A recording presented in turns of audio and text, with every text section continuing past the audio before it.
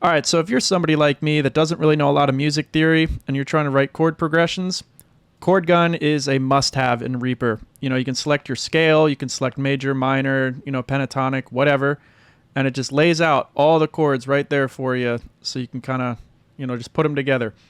And I absolutely love it. I use it so much, and I'm going to show you guys how to download it, install it, and use it. Yeah, pretty snazzy. So down below in the description, I'm going to link the download for the script. And from there, you go to Options, and then Show Reaper Resource Path in Finder, in Explorer, whatever the hell that was. And then you copy paste that script you downloaded into the scripts folder. And then from there, you go to your actions list, and then new action, load script, and then open that script.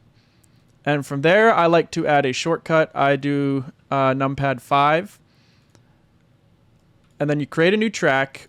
You put your synth, your keys, whatever. I use Dune a lot. Dune is my absolute favorite.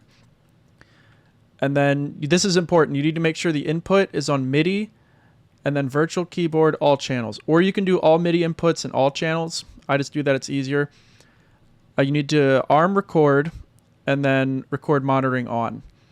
And from there, let's say I want this at whole notes. I put my grid to whole notes. And then you shift click the chord you want, in your project here.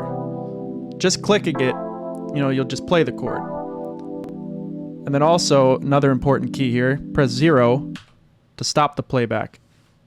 So let's say I want to go C major 7th into F major 7th into E minor 7th there. And that one we're just going to extend out.